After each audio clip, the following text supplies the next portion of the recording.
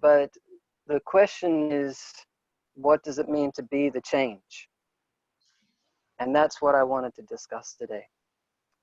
See, over the years of my practicing this bhakti yoga and trying to share it with others, some people have had a little doubt. And that doubt is that we yogis of any variety, that we're not doing enough for the world, that we should be getting out there, that we should be like fighting deforestation and living in trees, or we should be turning off websites and part of the cancel culture to shut down violent speech and these type of things. And so I wanted to kind of discuss that doubt that some people might feel or might hear from others.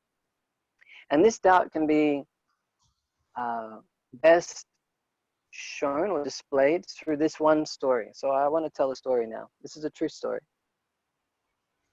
We have a teacher in our international society. His name is Radhanath Swami. And he is very calm, very peaceful, very wonderful sadhu, you could say, saintly person. And he was walking one time through an airport. And this airport was in India. And he often travels to India. He's originally from America. I think he's from Chicago. And while walking through the airport, one woman came running up to him.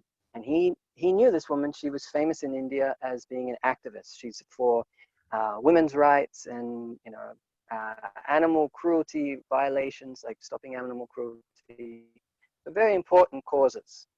And so this woman came running up to him and she said, "I know who you are. You're very famous in India.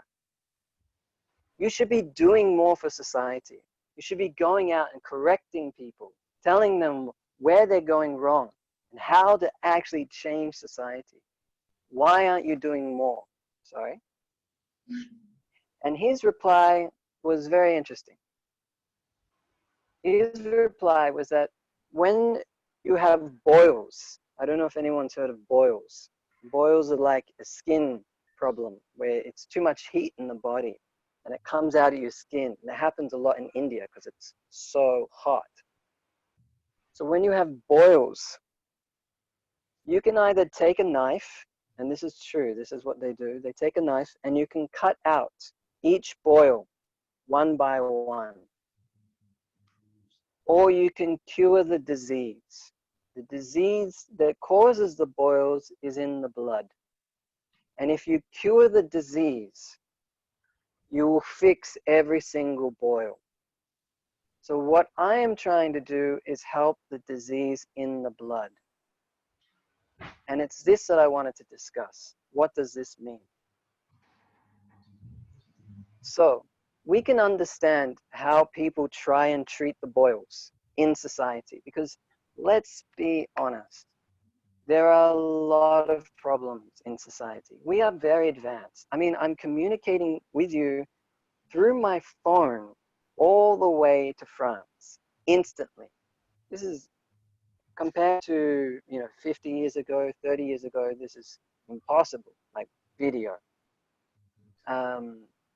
Our technology has advanced so much and people are starting to wake up. But still, there is so much hardship in our societies. We have protests, we have riots, we still have a lot of violence. Funnily enough, we still have a lot of slavery. There are racial discriminations, there are social, economic discriminations, and there are a lot of people who are suffering. And we can try and go from one problem to another. But the yogi, he tries to go to the blood, the cause of all of this hardship. And so what does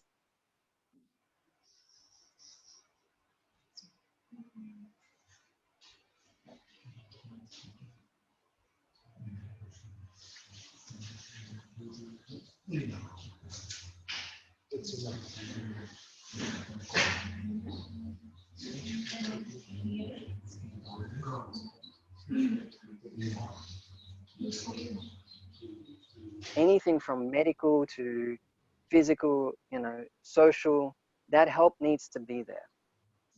But I'm just talking about the yogi's perspective.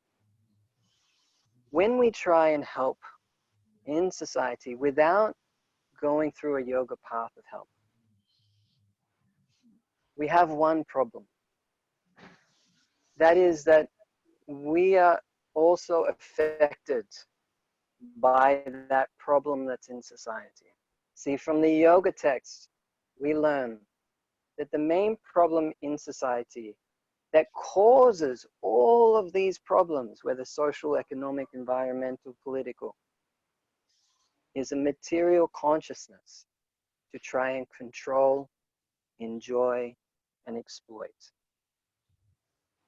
And we are each affected by this consciousness just by living in the world. Growing up in our schools, we're taught to try and exceed in life. And if you've had any kind of like business background, they really try and push for you to fight and gain whatever you can for yourself.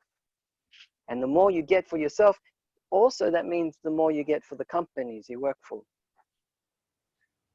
And even people who want to help in society can be affected by that consciousness, even though their intention is to help. And an example that we can have of that is of this modern day cancel culture, where people are trying to go out and protest speakers who they disagree with. It's known as just trying to shut down speech. Now, their intention is good. They have compassion. They understand that there is someone in society who is a minority, and that minority needs to be defended. And their belief is that the best way to defend that is to stop other people from speaking. And that's why it's cancel culture. But we can see the desire to control in that mentality. That is a material desire. The yogi starts with themselves. The yogi understands that I also have these material habits of controlling, wanting to enjoy, wanting to exploit others. And by exploitation, I don't even mean something very overt, like I want all of your money. I want all the power that is available to me. I want to be president. It can be a kind of mutual exploitation where, I will do what you like and then you do what I like, and in this way we will be happy. So the yogi understands that I also have this mentality to try to control, try to enjoy. I need to work on myself. And this is where we get the mentality of be the change. Be that person who is working on ourselves first. Work into the disease that's within me. And by taking those steps of working on ourselves to be the change, then we can start affecting change in others. So being the change, what does it mean to be? This is basically the summary of what is the practice of Bhakti Yoga. Bhakti Yoga is very broad for those who have done it, or you're all spending time in New Mayapur. So you get lots of windows into Bhakti Yoga. We have the 4:30 a.m. programs. We have the 7:30 programs. We keep talking about eating prasadam, having meals with each other. We talk about doing service. We are always, devotees specifically, you're always hearing it, chanting Hare Krishna. We're talking about, chanting mantras. This is what it means to be working on ourselves. We are trying to be the change. We're trying to work on our own consciousness first. And by going into ourselves, we try and clear that consciousness. Now, that's a reason why we're not running away from the social problems or the environmental problems or the economic problems. That we don't need to have this doubt that by focusing on myself and how I am part of the problem and cutting that link to the me being the cause of a problem, we can also become part of the solution. We are helping society by first helping ourselves. We are not running away from society. We are able to show real compassion, because by removing that consciousness of trying to exploit, trying to enjoy, trying to control, we give ourselves a real opportunity to see how we can help. So this is in a reference to the Bhagavad Gita. I mean, pretty much everything you might hear in New Mayapur is referenced to Bhagavad Gita, so that's probably obvious. In the Bhagavad Gita, there is one verse which describes how a yogi sees other people in the world. It describes that whether a person be a high intellectual or high in society. So in the modern sense, I guess you could say that high in society means like your models or your football players or your singers, your actors. But in the past, high in society meant intellectuals. So whether the yogi sees someone who is an intellectual, whether they see a cow is a symbol of, an animal of compassion, and an animal that should be protected. So whether they're seeing a cow, whether they're seeing an elephant is a symbol of power and opulence, because it's very expensive to maintain an elephant. And they can be used for so many services. So whether you're seeing an intellectual, a cow, an elephant, a dog, in traditional culture, dogs were very low in society. Now they're very high. That's no problem. Or the last one, if you see a dog eater, which is, someone who kills dogs for eating, that's considered very low, even in modern day society. So what it's describing is, it doesn't matter who you're looking at from a social level or even from a species level. The yogi sees them with equal vision. They have removed, or at least they're working on the process to remove that material contamination, to see what I can control, what I can enjoy, what I can exploit. They're seeing them equally. By seeing them equally, they're then able to interact with compassion without the desire to exploit. And in their interaction, they can actually help. Whether it be an intellectual who might be a little bit proud of their intelligence, or whether it might be, a model or a football player or a singer who might be a little bit proud of their position, their fame, their beauty. They can reach that person and maybe help that person realize what is really valuable in life. Yes, fame can be valuable, but there are other things.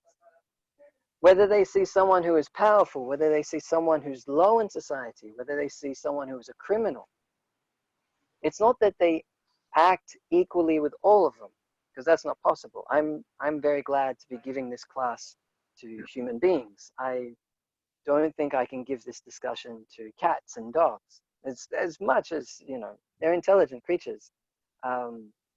They don't understand English. In fact, I live in Brazil, and I'm struggling here because I don't speak Portuguese. So even the humans here, not all of them speak English. So we can't interact with everyone exactly the same, because each person is different.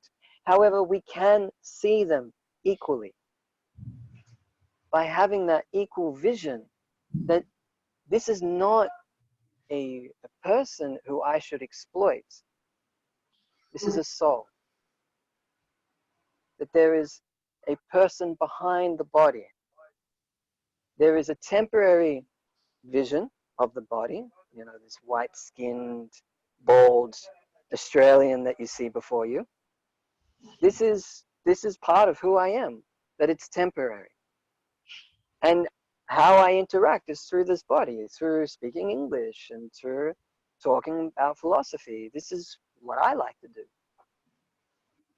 but there is a soul. And the yogi is trying to connect with the soul.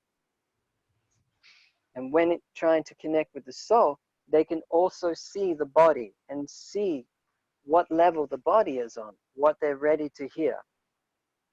Some people are not ready to hear. There are some people that are not even ready to hear about like being vegetarian. Like my dad. I'll give you an example. So my dad has his mantra.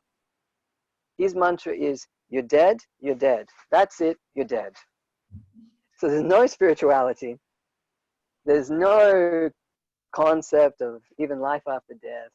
So what can I say to him about being vegetarian or about the soul? So I have to try and connect with him because he is a soul, even behind that material covering. But I don't have to try and force something on him. I can connect with him with what he is happy to hear about. Which I must admit is a little, like, this conversation we're having now, I can't have this with my dad. So I don't try, because that's not the level he's on. If I try, it would probably turn into a fight. So I prefer not to. But we can see him equally.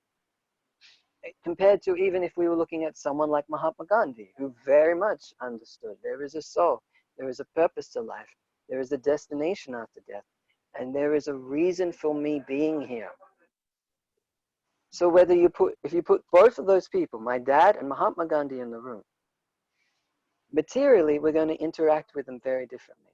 But spiritually, they are the same. They are a soul. The yogi can see both. And we are yogis in practice. We're just trying to get that vision, to see both. But when we are able to at least theoretically understand that there is this material person who has desires, who has fears, who has doubts. And then there is a soul who is eternal, has knowledge, has access to real bliss. The goal of the yogi becomes trying to help the soul escape through that material covering, even in this lifetime. His goal is trying to connect to the soul and help it overcome those material burdens, like the doubts, the frustration, the anger, the envy, all of these things that actually put walls around us, that limit our own freedom to understand ourselves and the world. So we need to be the change if we really want to help people. We can make so many observations about society, right now it's a big fascination for me because I've always been interested in politics and economics and such. So what's going on around the world with these protests, I try and keep myself up to date with it just because of my interest. How to fix the macro, the big problems of US presidential races and like Brexit and I shouldn't name too many other countries and their problems. How to fix those bigger problems, that's beyond me. But trying to connect with people individually, I can at least try. But the main thing I need to do is understand myself. Understand that I am a soul and that I can be free of my material desires, my material contamination, and that I can try and connect with others. Now, what happens when a person is like that? So I thought I would share a little story. See, New Mayapur is not the only place. I don't know if anyone's been to any other type of centers like New Mayapur, but we have places all around the world. And some are very developed, like New Mayapur, big buildings and programs. And some are really below the radar. And in some countries, legally, we have to be below the radar. So this was in one of those countries, in Russia, during the time of the USSR. It was a time of great oppression. not just of, even just trying to chant Hare Krishna. It was a time of uh, freedom of speech suppression. You could not speak out against the government. You could not even try and enterprise, start a new business. And so the devotees, the Hare Krishnas, who were living in Russia, had great hardship because they wanted to share this knowledge with people. They specifically wanted to share Bhagavad Gita with people. And so what they would do is they would go out on the streets, but undercover, normal clothes. And they would hide the books in their backpack. And they would just stand on the streets and they would mention to someone, I have a Bhagavad Gita. And then they would hide and they would wait for people to come. People were actually hungry for this knowledge because there was so much suffering. They needed something to help deal with the day-to-day difficulties. So this is what it would be like. They would be hiding in like an alleyway or something because the police may come. And if a person came who just started looking around, the devotee would come out, he would approach them and he'd say, are you looking for Bhagavad Gita? And yes, then they would sell them a Bhagavad Gita. And so because this was going on, the government found out and they said this was a big problem. They considered it a national security issue. And so there was one general. He became very well known because he would issue orders that any person caught trying to sell a Bhagavad Gita should be immediately arrested and beaten and thrown into prison. And so this was happening. They were arresting these devotees. They were abusing them, torturing them. They did a lot of medical tests on them, testing new drugs and all this kind of stuff. And horrible stuff. And it was well known that this one general was the one who was issuing all these orders. So then this story goes on. The devotees were driving. And as they were driving, they were stopped because there were so many cars on the roads that were stopped. And they realized there had been a problem. And so, curiosity, they got out of the car. And they walked down and they found out that there'd been a car accident. And so the devotees were thinking, we should try and do something to help. So they lied. They went up, there was a soldier there because there's no police, there's just soldiers. There was a soldier there and they went up to him and they said, what's happened? They explained, there's been a car accident, there's one man and he may die. And one of the devotees lied and said, I can help. I'm a medical professional, I can help. And so they were let in. And they were walked to the car. And when they got to the car, they saw that the man who was dying was this general. This person who had caused so much suffering. Not just for people who chanted Hare Krishna or distributed books, but for many people.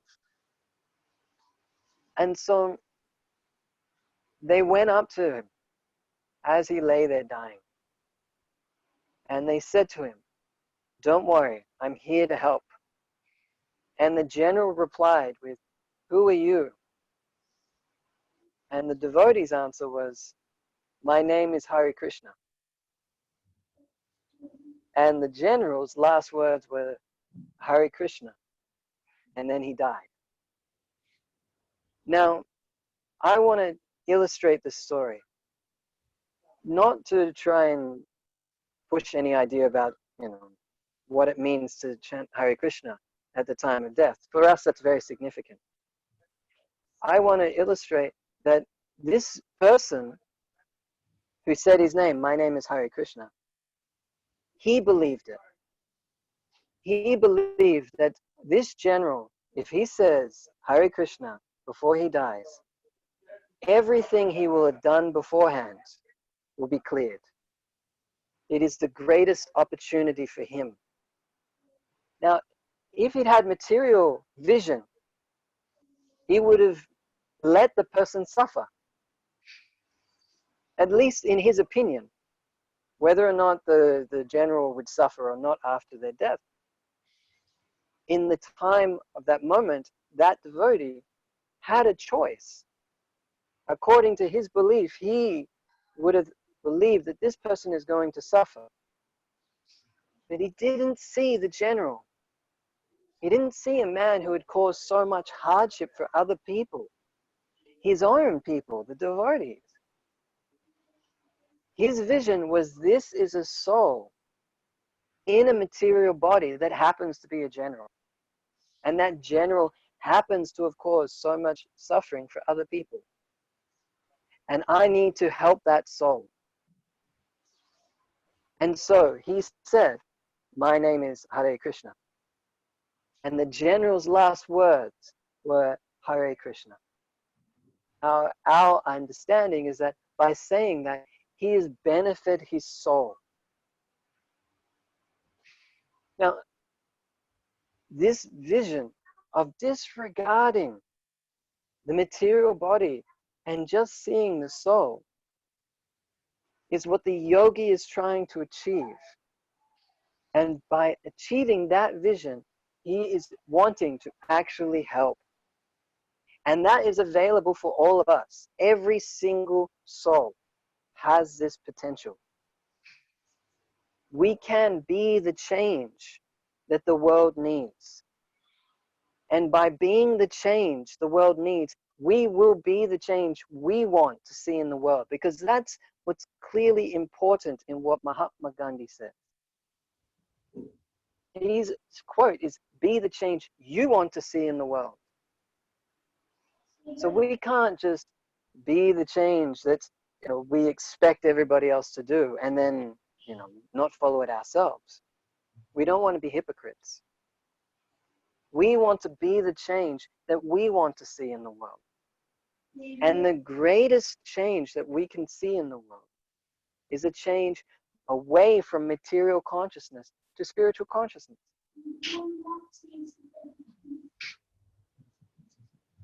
So the question then is how to be that change, how to start developing that vision.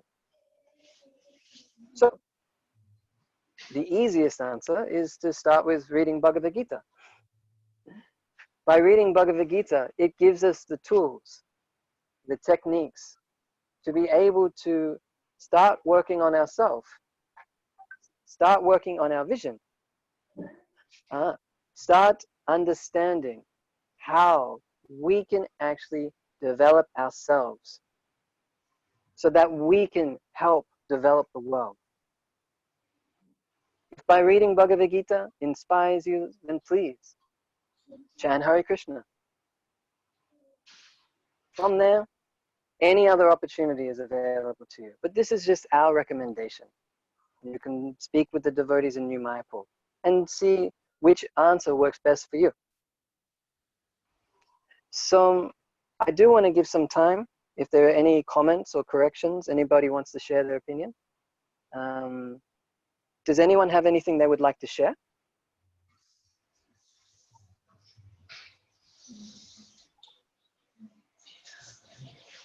If so, I might need you to come close to the screen so I can hear you. Okay. Hello. Hello. My name is Hamad and I'm from Pakistan. Hi. Hello. First of all, thank you for this beautiful lecture. Just had a comment, or you can say it's sort of a confusion in my mind. I just want your take on it. We're talking about be the change that you want to see in the world. First of all, we can agree for the fact that all the religions in the world, the big religions, they're all working on this from quite some time. And we can say for sure, without a doubt, that religion can be a source of change in the society. Yet I find it really hard to accept that all the big religions in the world are really self-centered and self-obsessed. So my question is around the lines that if religion can be a source of change in the society, why the big religions in the world are very self-centered and self-obsessed, and why do the people yeah. as their subjects rather than a conscious soul? Yep, that's a really nice point.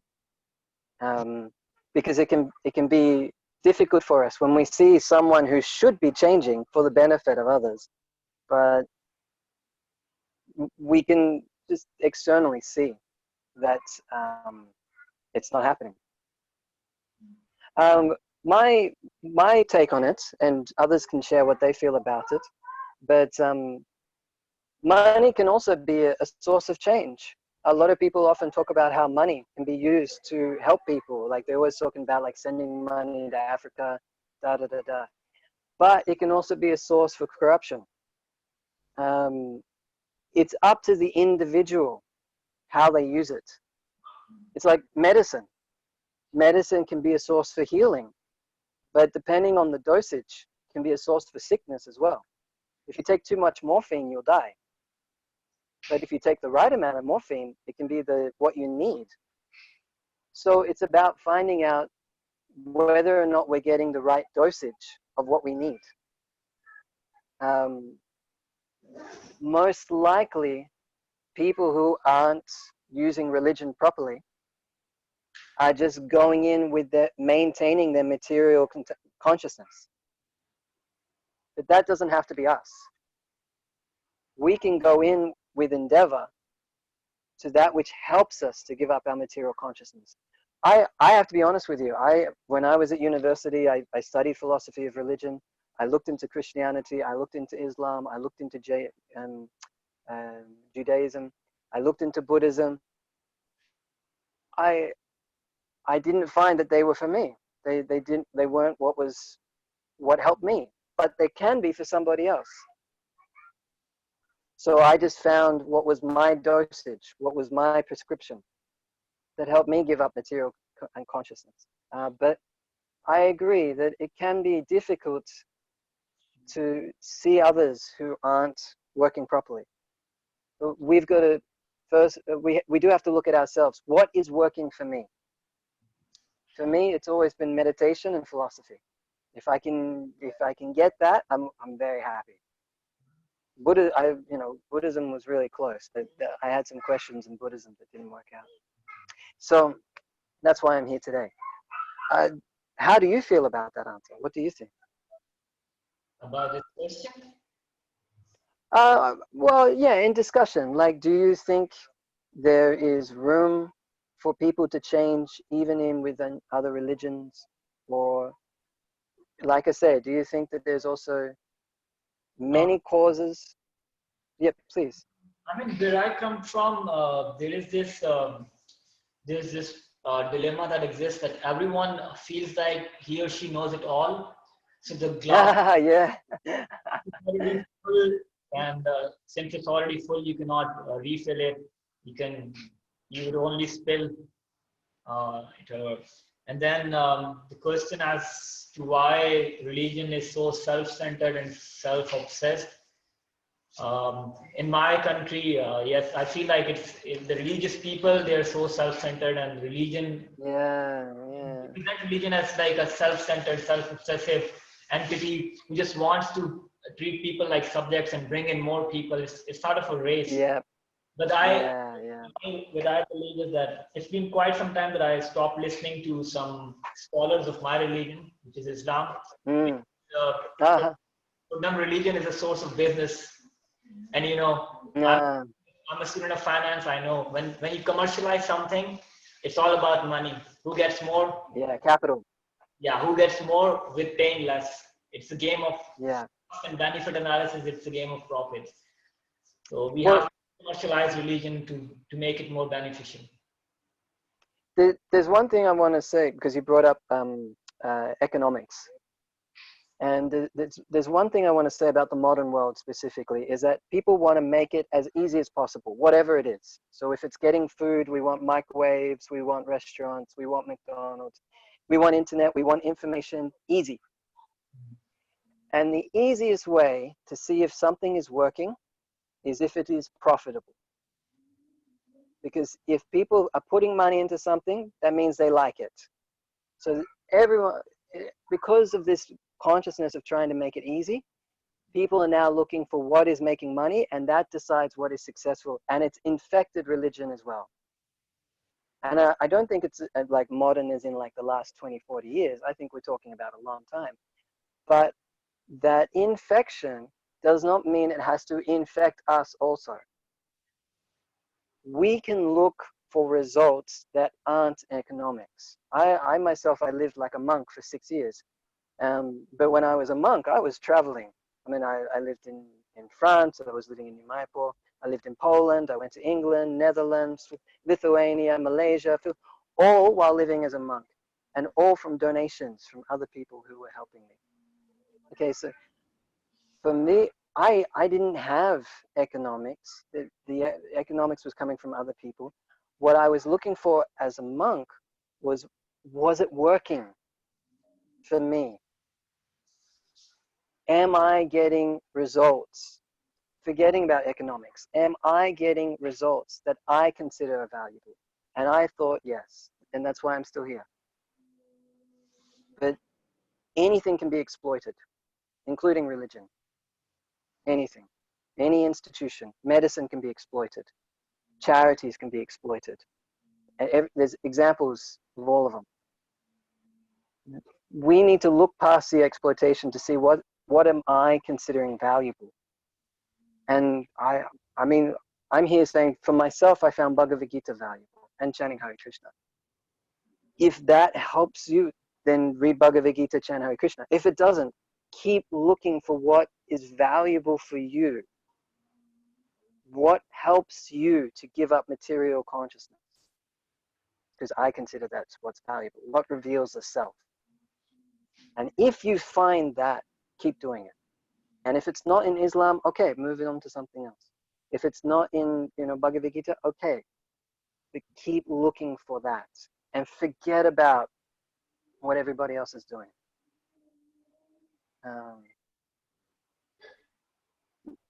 Does that help? I don't know. Is that fair? Do you think that that's... It does. And it's a really debatable point about profitability, because you see, we are the generation, we grew up with the concepts of net present value and internal rate of return. That's it. And to us, it seems like really complex. How can you calculate the net present value of something that you don't know will occur some 100,000 years afterwards? So if you tell me like you'll go to heaven if you do that, how do I calculate the net present value of that? Yeah, so it's complicated. The other thing that I want to... Well, if I just can quickly say something, that was one of my difficulties with looking into most major religions. I'm a soul now. I don't need to die to become a soul. I'm a soul now. So why can't I get something that helps my soul now? And that was what I was looking for. Personally, I'm just talking purely personal experience. I'm sorry to be so selfish. But we are souls now. We don't need to wait for the value until after I die. I can get some results now. And it doesn't have to be money. But how many people are teaching this? And usually they teach how to get money because they can't give any other result. But you had a second point. You had something else you were going to say. You mentioned somewhere in between that the yogi tries to bring in the change that he wants to see in the world. My question is, what makes the yogi so confident that the change that he wants to see in the world is the change that the world... Yeah. Because what's right for you can be wrong for me. So what makes yogis about this, that his change is the right change for the society? Sure, that is actually a very important question, because it's important the yogi doesn't become proud, because pride is a type of envy, that I'm superior. Envy is two directions. It's like, you have something I want, I take it. But pride is like, I'm better than you, and that's both of that is envy. So it's not that the yogi knows exactly what every jiva needs. He simply knows that there is a soul that he's trying to connect with. But he has to be a little bit detached. Sometimes he will connect and sometimes she will not. And when they're not able to connect, they accept that. We can't act on pride, because when we're proud, we consider ourselves superior. Who am I to be superior to anybody? Some white guy from Australia who, speaks English and, I can't even speak a second language. So who am I to be superior? In 100 years' time, I'll be dead and no one will even know who I am. Who am I to be superior? So we have to be sure that the yogi, when they're trying to give help, they are trying to give help based on what they know. And what they know are the yoga texts, Bhagavad Gita, you're not the body, you are a soul. You can be detached from the mind. You can experience the soul separate from the body, even in this lifetime. And they offer how to do that. If a person doesn't want that, if they say that's not what my problem is, okay, no problem. They have to be detached. If not, then they're probably still affected by material consciousness, trying to control. And then they need to be aware of that. Does that help at all? Does that? It does. And when you say be the change that you want to see in the world, do you thoroughly preach the active approach, or can we, like Gandhi, take the passive approach, like he did when 1921? Everyone, all the politicians, they were like very much in favor of this civil disobedience movement, but Gandhi was against it. So he said, I want to be participating. So I think it was like on his behalf, it was like a passive approach, but yet it was effective because he wanted to really preach something that he was against. So when you say be the change that you want to see in the world, do you necessarily preach the active approach, or can it be passive as well? Short answer is time, place, circumstance. So at a certain time and in a certain place, considering certain circumstances, you'll have different results. So for example, like I'm not in America. I'm interested in American politics and social dynamics, but I'm not in America. How can I influence American culture? I'm living in Brazil. But I can influence the people that are around me. I don't want to go into too much detail because it'd take too much, but there's your circle of influence and then there's your circle of concern. Your influence can be this big, but your concern can be this big. I'm concerned for the whole planet, but my influence is like this, maybe smaller.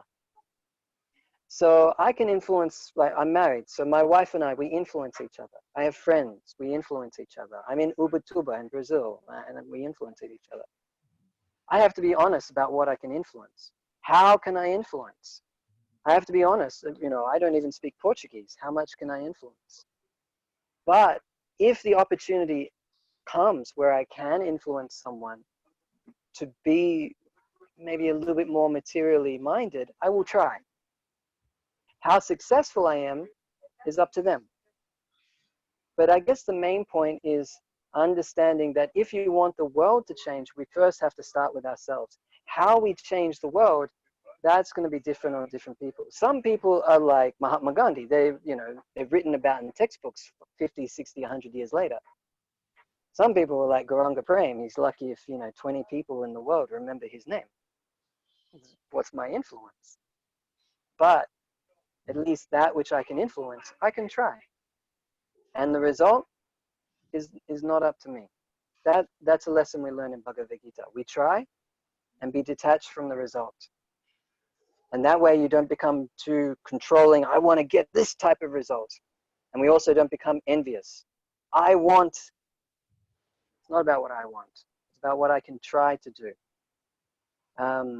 So to be passive, wait for people to ask me. To be active, to go out and say something. It's going to depend on the yogi, really. Some people want to be passive, and everyone comes to them, because they just become so influential in what they say that their words reach thousands of people. Some people want to be active, and nobody will listen to them. It's just not maybe their purpose. So, yeah, it depends on the circumstances. But I don't think you can just do one thing for all time, for all people, for like what works in Pakistan may not work in Australia. And what works in Australia may not work in Brazil. So we have to be a little bit detached to see what can actually help people. But the goal is always the same. Trying to help connect to the soul. The method, I'll use whatever I can. Sometimes it's through food, sometimes it's through music, sometimes it's through philosophy and books. Sometimes it's just by saying hi to people, you know, being a nice person. Sometimes it's by like wearing neck beads and people ask you, what is this, you know? It just, we have to be open to try, that's all. But I appreciate your questions. I hope that helps in some way. Yeah, it does, it does. Thank you much. I'm doing a lot of talking. I'm really sorry. Does anyone else have a comment that they want to share? If they do, please come forward because I can't see hands.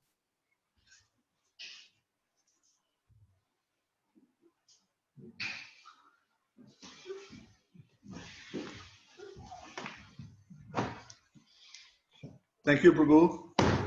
Hare Krishna. Haribol Prabhu. Who is that? This is my son, Haritoshan. Ah, Haribol. Hare Krishna. So, isn't it that the bottom line is the laws of nature? And as you know, even the religions are influenced by the laws of nature, the three gunas. Yes, they are. So, I mean, whatever we may be going on in the world, even in terms of religion, as long as it is under the modes, it's prone to fail miserably. It is. So whatever eloquent we may speak, as long as it modes, unfortunately, at the end of the day, it's a failure. So isn't it that we should perhaps make it clear to people that there's a demarcation line, there's a border line, and that is called nirgun. Either you are under or over the modes. So I think it should be one of the main message of the religious groups, at least, and especially ours, because Prabhupada was very extremely keen that we reach out to that, at least attempt to go beyond the modes. And otherwise, unfortunately, people are not even aware of the modes of nature. No, they're not. I mean, we don't learn about it in Australia. And Prabhupada, I mean, Lord Krishna himself says that bhakti starts from there. Otherwise, below that, it's just apprenticeship. Yeah. So, you know, this is the real, I mean, the real cut, actually, the real. So that's yeah, I could. Oh, sorry, you go. No, I'm finished. Just a comment, actually. Well, I completely agree with you. My only thought is to discuss the modes. You really need a seminar. the intricacy of the three modes of material nature.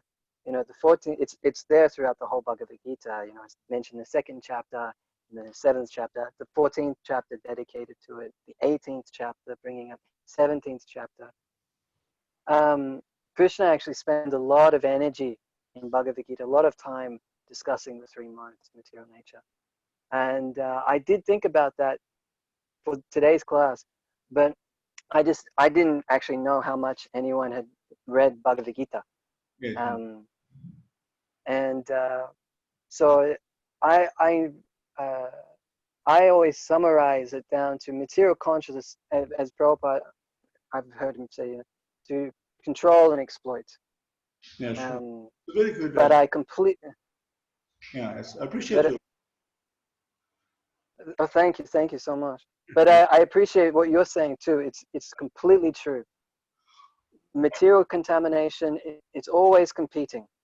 Even like there's no pure goodness in the material world. There's always a little, you know, ignorance and passion. So what can we really do in this world materially for other people? Well, like you say, the bottom line is to change ourselves and try to, as much as possible, reach beyond the modes by our own practice. That's exactly. the bottom line anyway. Hare Krishna. Thank you, Prabhu. Thank you so much, Prabhu. Hare Krishna. Haritoshan. Krishna, say hello. He doesn't speak a word of English. Bonjour. Hello. Ça va bien? Hello. Je parle un peu français. Pas très bien. Anyone has any other questions? Lochan, are you there? Lochan and Prabhu. I'm too dark, you cannot recognize me here. Oh my God. You're too busy. What are you doing in my class? He should be giving the class. No, you're too busy to be here. After you brought me here, I forgot to give a class. I don't know how to give a class now. I don't know how You give wonderful class. Prema, we came together from Australia to France like 3 years ago. We actually have same date of birth. You know, we are Same initiated date of birth. in Australia. He was initiated in New Zealand. Sorry. So we have a lot of things in common. We really wanted to, you know, we had so much vision and so many things we wanted to do together. This restaurant was one of them. The idea of the restaurant. So yeah, Gauranga is always in the background now, trying to help France, and you know, whatever we ask him, he's always trying to say yes for our services. Yeah. So yeah, he couldn't get visa to, you know, be here, so he had to leave France and go back to Portugal. It's a big journey for him. It's a big sacrifice what he did. Yeah. Still my plan and my hope is to be back in New Mayapur around June, July, August. So if anyone is still there at that time, I look forward to meeting you. Everyone will be here. No one wants to leave New Mayapur. Yeah. Haribo. Take it from someone who had to leave. Don't leave. It's a beautiful place. I miss New Mayapur so much. The forest. And are they still working on the lake, the pond, or whatever? They're trying to fill it up with water? Yes, it's a big job. It takes 2 years to finish it. I'm not surprised. Yeah. My God. Any other questions? Nepali? No question? Vicky, questions? Vicky has many questions. Yeah? You can ask what you were asking. It's not so big. We're trying to get a question going on and give us a few seconds. No problem. No problem. I already asked questions like another person. Yeah, you can ask again. You can ask the same thing. You can answer. We're just trying to motivate everyone to ask questions because like now we just want to get as much out of you as we can. Well, to be honest, the questions help me. I like listening to the questions because they give me a different way of thinking. You know?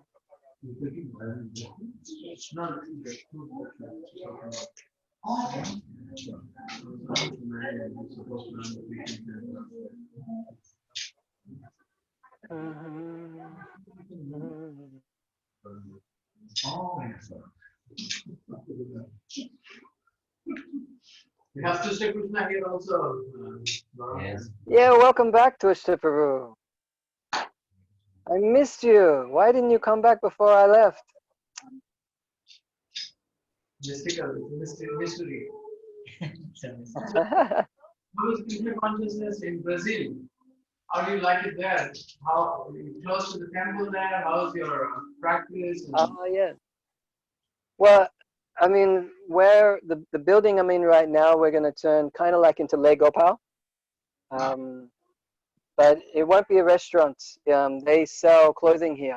I'll give you a little shot of this. I'm in the warehouse, the storage. So if you can see all of that, that's massive amount of storage. And honestly, Brazil, I mean, Brazilian people, they're chilled. You know, they're relaxed. They're lovely people. They tolerate my bad Portuguese, which is really nice.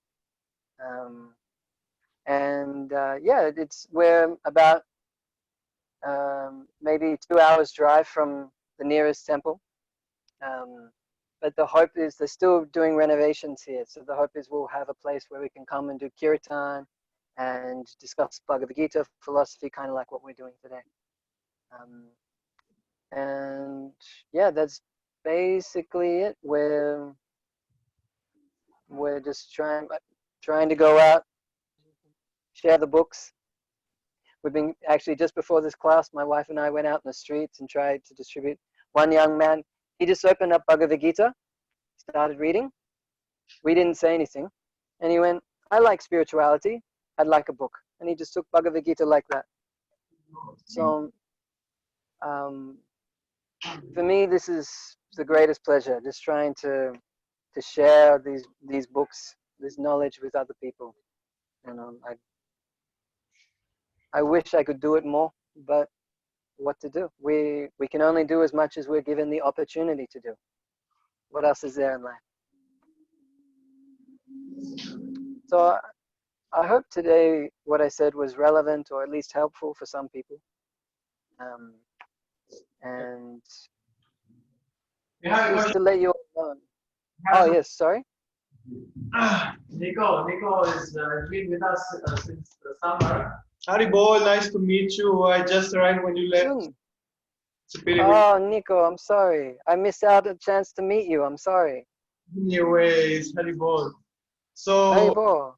What advice can you give us just to, or for example, when this ecstatic state of being will arrive to us for doing service, you know?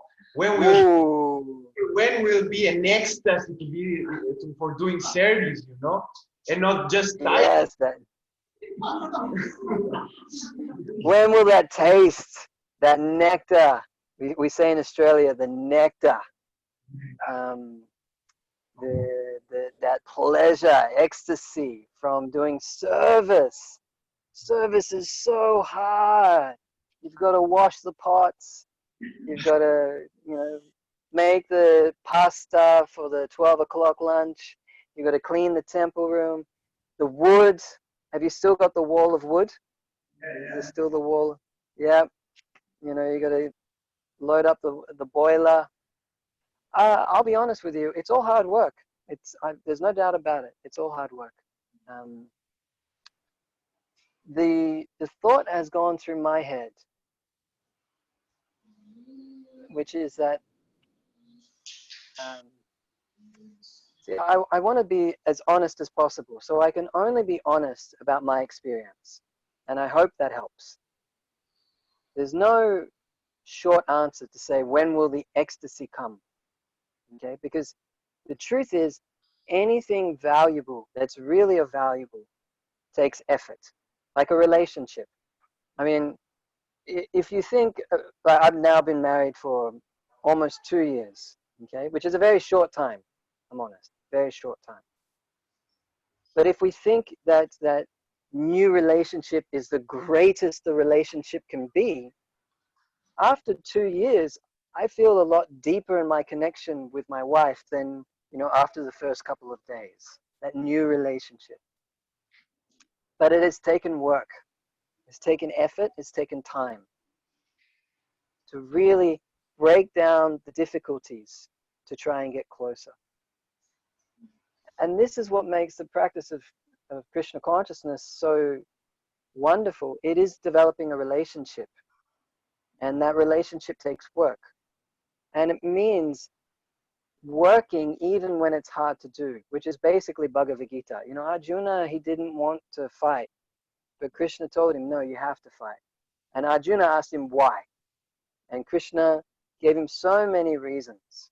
But ultimately he said, because this is for your spiritual benefit. This will be pleasing to Krishna.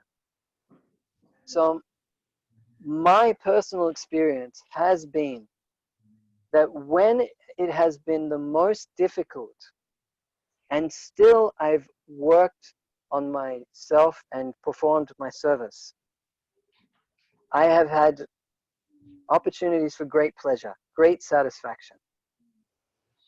Because I didn't just give in to my mind telling me, oh, this is so hard, why do I have to do this, this sucks, chopping the wood. I don't know if anyone's split the wood with the wood splitter, and you got to lift up these like 20, 30 kilo pieces of wood and moves it around.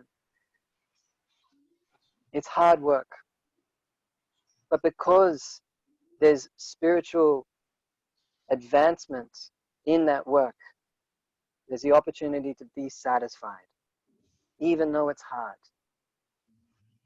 Eventually, we will stop listening to the mind that really just wants to enjoy. And by enjoy, I mean materially enjoy. I mean like enjoying the body, enjoying the personality, enjoying our intelligence, enjoying, you know, movies or books or music, whatever we're into. The mind wants to enjoy. So long as we just look on that mental enjoyment, then we will always find it difficult. But when we actually understand how our service is helping us spiritually advance, how pleasing it is to the devotees, and ultimately how pleasing it is to Krishna, then we can just forget about what is material enjoyment. I mean, truthfully speaking, most of us turn to a question of living spiritually because we weren't satisfied with material enjoyment. I wasn't. No, I was a performing artist. I was doing slam poetry. I was earning a lot of money. I was a musician. I was living with musicians. We had a Russian, a French, an American, two Australians living in the house together, all doing music. One was a filmmaker, and I still wasn't satisfied. That is what got me to start questioning, is there something more? And that helped me turn to eventually reading Bhagavad Gita.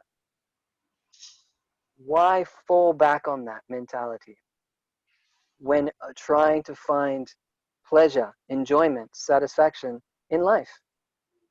When that which is actually spiritually beneficial might be materially, mentally very difficult.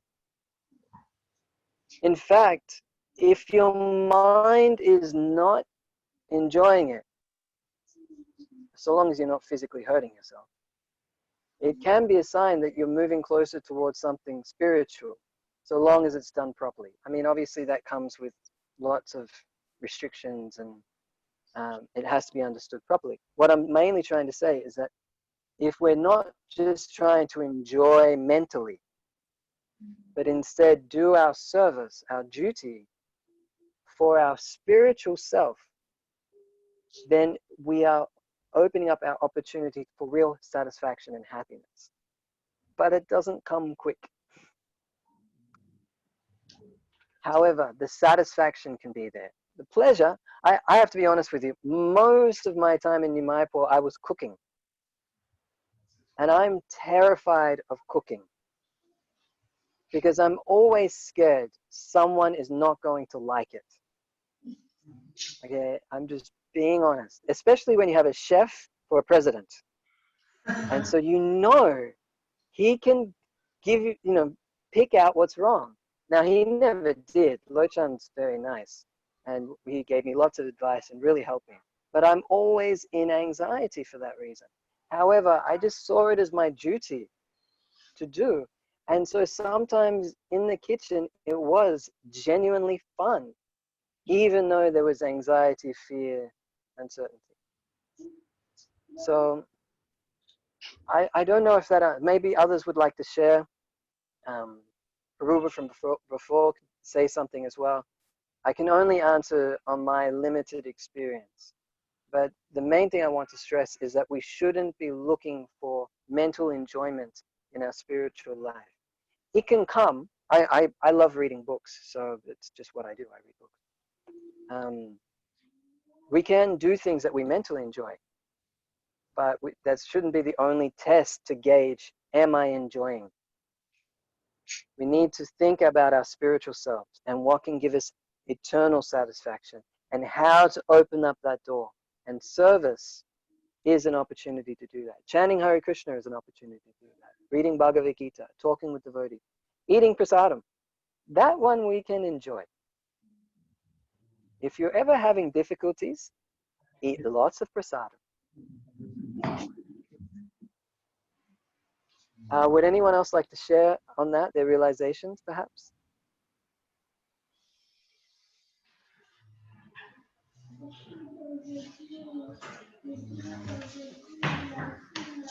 Well, whatever, once we are convinced that there's no better thing to do, then we stick to it, whether we are happy or not. If intellectually we understand there's no better things to do, at least that's personally, if you know something better, let me know. I want to find it. But I haven't found anything better in 35 years. So sometimes I'm blissful, sometimes I'm not. But just on the basis that I haven't found anything better, I carry it. That's my own formula. I'm not saying this. And I'm anything better, but philosophically, I don't find anything better. So that keeps me going. And I reinforce that belief by keep on reading that, keep on reinforcing that realization. Otherwise, if I stop reading about this realization, it will fade away. So that's the way to tackle that problem. Otherwise, others may have other approaches. That's how I do it. Intellectually, is there anything better? Philosophically, I don't come across anything. Yeah, I'm the same. So, I mean, on the philosophy point, if I can just say something quickly, I myself, I studied Western philosophy, reading things like Descartes and Kant and, Nietzsche. And what I found is that no matter how good a person was, there was someone who was just as highly intelligent who could point out what was wrong with what they were saying. So who's right? When he's intelligent and they're both contradicting each other, who's right? So I was really upset with Western philosophy, to be honest. And so what else can you do? You turn to Eastern philosophy, and in reading my readings of Eastern philosophy, of Taoism, and I haven't read much of Confucius, but Buddhism, I came to Bhagavad Gita. I just haven't found anything else that answers so many questions as clearly as Bhagavad Gita does. However, I admit that Bhagavad Gita doesn't answer all questions for some people. But for me, I compared to Western philosophy, definitely. Just like hands down defeats Western philosophy. But for Eastern philosophy, for me, it's just Bhagavad Gita because it is so clear. And what is available to you is available in this lifetime, in this moment. That to me is something that's really unique. It's not a reward for later. Whether or not it will be the enjoyment that Nico was talking about, okay, I admit that's hard work. But yeah, I agree with Prabhu that if we understand the philosophy and maintain that understanding and that research and absorption, then even in the difficult times, just like, again, like a relationship. No, I love my wife. Sometimes we fight. That might surprise people. Even, Hare Krishnas can fight in their marriages. But even after we fight, we still remember that, one, that we love each other, and two, that we can help each other. So even in the times of difficulty, we know that there is something of benefit for us in this relationship. And ultimately for us, that benefit is also spiritual. So the same in service. Okay, maybe the service is hard. Maybe I don't even want to do it. But there's still some benefit for you, like going back to the economics. There is still benefit for us in all our services. I mean, I'm benefited perhaps more than everybody here listening by this discussion. This is benefiting me. And that's why we should take these opportunities. So even in hard service, it's a benefit. We can take that opportunity. And okay, maybe it's not enjoyable, but it's ultimately beneficial. And then the taste will come. I will say that. The pleasure will definitely come.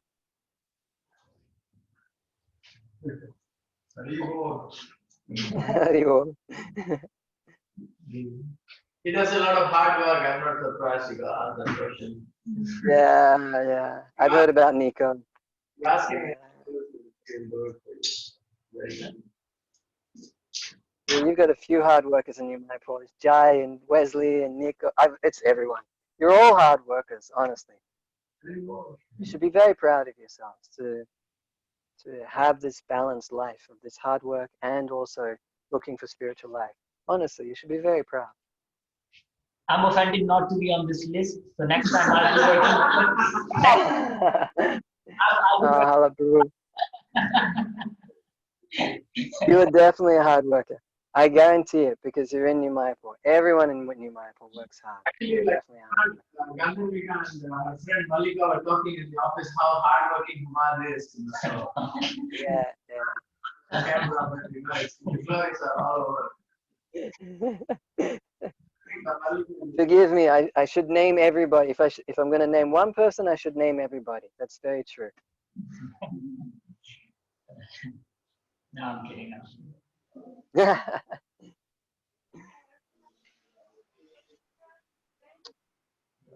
So, I hope that helps. I hope there's at least some clarity. I hope I haven't made things more confusing. Forgive me if I have, but you do have some amazing people around you. If you have questions, feel free to turn to any one of them to ask questions. And yeah, keep me in your thoughts so that way one day I will also get a chance to return to New Mayapur. And hopefully I'll get to come when you're all there.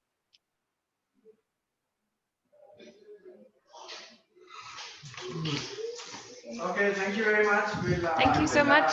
Thank Look you. forward to see. Maybe you can join us every Thursday also, so that everyone gets your association. All of us will be benefited with that. You can join us on Zoom every Sure, I'll happily sign in. If you can share the classes with me so I can also listen to the speakers. And yeah, I would happily. Okay. Thank you all very much. Hare Krishna. Gauranga, Hare Krishna. Hare Krishna. Hare Krishna.